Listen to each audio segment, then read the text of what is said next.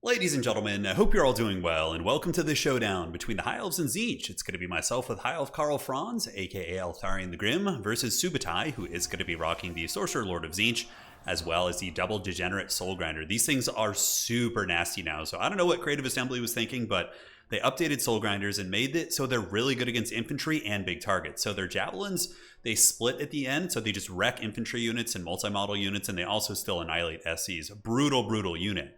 So I was kind of thinking, let's get something a little bit aggressive, try and dive those bad boys, see if we can take them out quick. So we do have double Arcane Phoenix with Eltharion the Grim, and he did get buffed as well. So he now does a little bit more damage with his Mistwalker Barrage, and it's not bad at all. It's pretty good in sustained combat.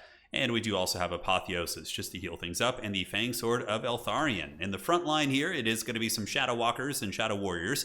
I'm just having some fun with these. I don't know how good they are against Tzeentch, but against like some of the Centaurs and maybe the bigger targets, could be an okay poking piece. We'll find out on today's episode. And that's going to be it for my army. Very small, very elite, and my opponent a similar type of army.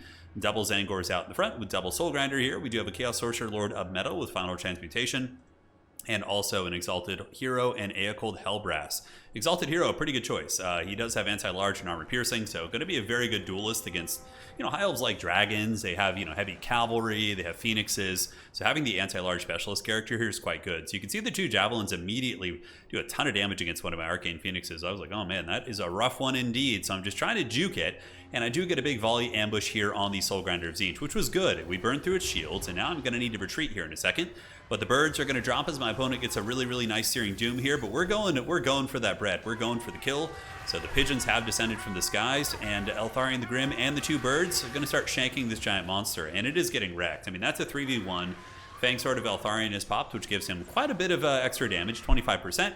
And the Soul Grinder might actually die very quickly, which is going to be a pretty big jump for us out of the gates. Unfortunately, I do have to kind of yield the front, though. I overextended my archers to try and snipe his character, and it might end up working out. Up on the high ground, Illyrian Reavers do grab Objective 1, and here the High Elf Birds are going to be chasing down the Soul Grinders of Tzeentch, and we might make contact here. Looks like the Soul Grinder is crumbling pretty rapidly, despite having several thousand HP, so that feels pretty darn good.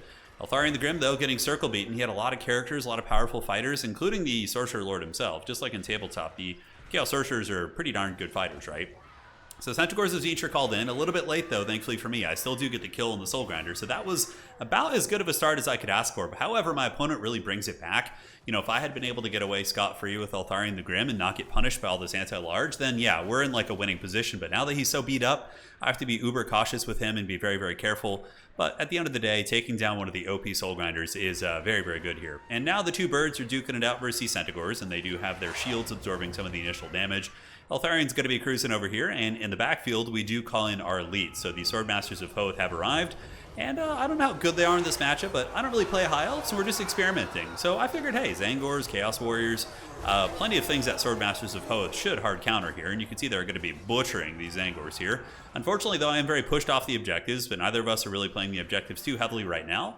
Eltharion the Grim going to be jumping over to attack the Soul Grinder of Tzeentch, while another Centaur of Tzeentch is called in, which, by the way, are extremely meta. I know there was a lot of discussion about them being good or bad in the previous update, but man, oh man, there's something about Centaurs of Tzeentch, I don't know what it is, but they thump and they hit super hard. So yeah, don't sleep on those. Part of it is probably their natural buff they get, not from Mark of Tzeentch, but the Arcane Charge, which pretty much always goes off, and then they get base weapon damage, AP damage, which gives them a lot of stopping power. So to get my characters away, I do sacrifice some Illyrian Reavers, so they're going to be taking one for whatever god the High Elves are into, and they take it like a champ. Eltharion going to be running away. Two Phoenixes pulling back, and I'm like, okay, the value is close enough with healing taken into account.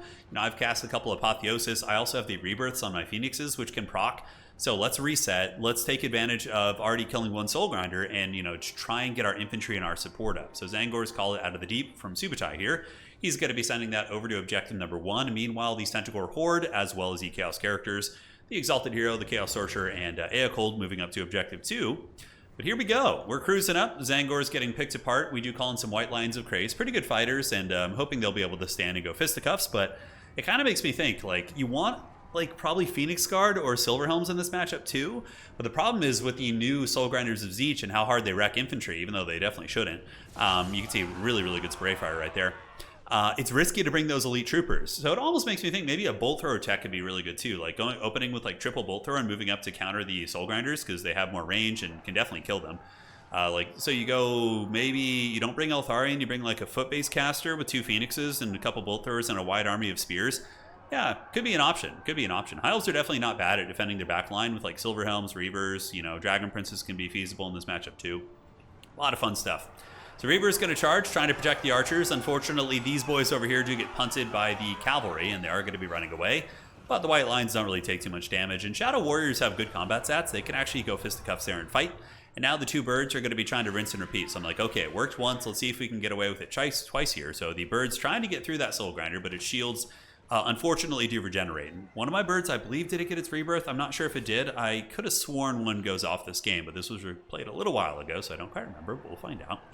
Valyrian Reavers hanging in there. Very, very good light cavalry. 32, 38 for the combat stats. Some of the best in slot, honestly, in the game. They're very good. And here we got Spearmen versus Zangors. So Zangors will dominate them pretty hard, but it's going to take some time to make that happen. Eltharion the Grim is going to be pulling back to go after some of the characters. So the Exalted Hero of Tzeentch is an option, and also the Eacold. Eacold would be something that Eltharion could probably go after. He doesn't pack the punch of Karl Franz. You know, he's got the wimpy Griffin compared to the mighty Deathclaw, but you know, he's still got some punch in him. So the Arcane Phoenix has really, really good Vortex abilities. You can see we drop one right there, and it basically just karate chops that Zangor unit. But the Zangor is still going to win that fight. And the Screamers do have my Arcane Phoenix on the run. Unfortunately, I do take another Javelin, but then the Rebirth goes off, and I was like, yeah, so our value difference is basically like the same now. Like, it's pretty close. I may be down by like 300 or 400, but this is an 1800 gold monster that just healed like 80% of its HP. So I got to admit, I was pretty excited about that. I was like, all right, we're back in the game, baby. It was looking rough, but now we're in it. So Zangor is going to get chased off, broken, and terrified. So hopefully the Phoenixes will be able to rout them. As far as the objectives go, neither of us are really playing the objectives too hard. You know, they're kind of a tertiary thing here, but we will be focusing on them shortly. Eltharion kind of gets his butt kicked a little bit by this Exalted Hero of Tzeentch, who is an absolute raid boss. 1800 value so far, and yeah, man, we're going to have to find another way to get rid of him. Swordmasters do get routed off, unfortunately. Shadow Warriors and Skirmishers trying to poke off the Centaurs while we move up towards Objective 3, but so far Tzeentch is going to get some nice sustainable infantry in there soon, as the Zangors are being perpetually called in. Eacold Hellbrass, a really good unit. He's just great at grinding down infantry, right? You put Eacold in the middle of any infantry unit, he's going to heal, he's going to grind them down, and it is going to be really, really nice. Objective 1 here. We got some spears hanging out. Might be able to flip that one eventually. My birds are just kiting away from the Screamers here. Unfortunately, the Shrieking Skyrays are a really good answer against us.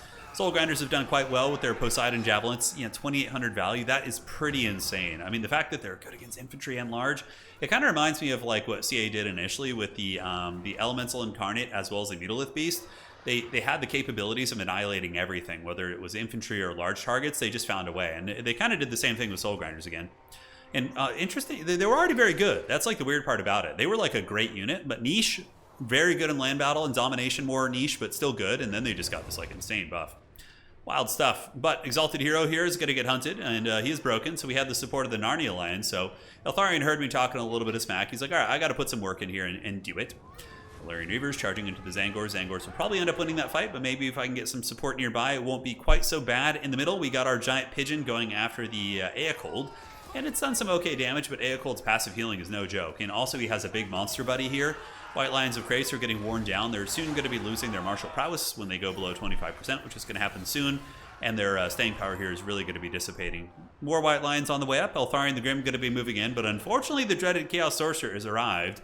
And he's been here the whole time, but he was lurking elsewhere. And he's going to be catching me with a beautiful play. Really, really nice cast from my opponent here.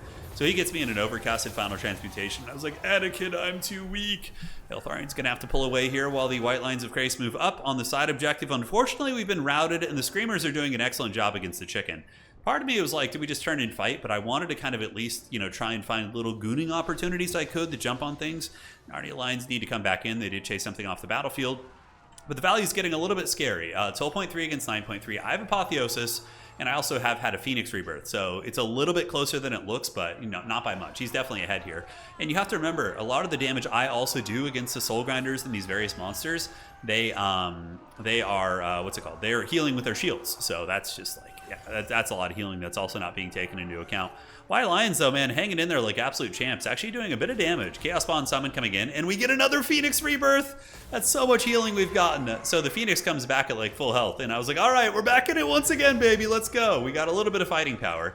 So Eltharion is going to be hunting down that Chaos Sorcerer. Meanwhile, another Soul Grinder being called in. So the one I killed earlier is back, and he's pissed. He's looking for vengeance.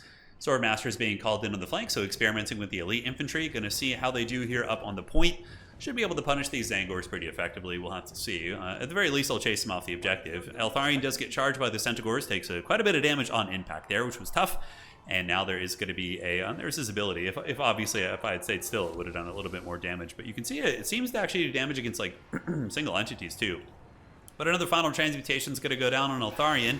He's going to take it like a champ and very close to dying, 300 HP, most likely not going to get away. And here you can see the Soul Grinder just annihilating the Swordmasters of Hoeth. So yeah, that's a tough one right there, ladies and gentlemen.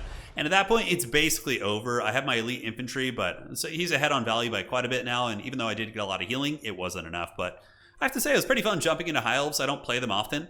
I think they do have some things that can go well. In the beginning, man, that gooning on the first Soul Grinder, that was juicy. If you could pull off a goon like that and then get away and maybe bring like Larry or like a dedicated healing character, I think that would be better for mitigating the huge damage from those grinders. Also, just cutting the elite infantry. There was a time they would have been good against Tzeentch, like previous patches, but now that these things are so insanely busted, I think that you can't really afford to bring the elite troopers.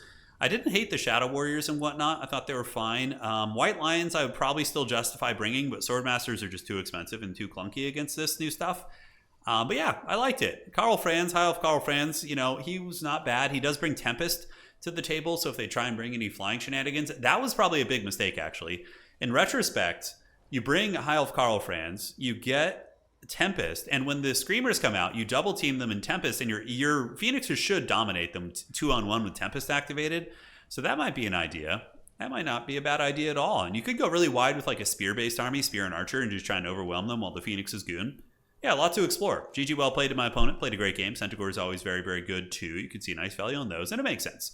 Centaurs with great weapons have been good against Elves in general. Not Elves, but against heavy cav factions like Empire, High Elves, whatever. So yeah, not surprised as each ones, which are arguably even better, are doing well here. So that's it. You guys take care of yourselves. So if you enjoyed some High Elves, and that is going to be it for today.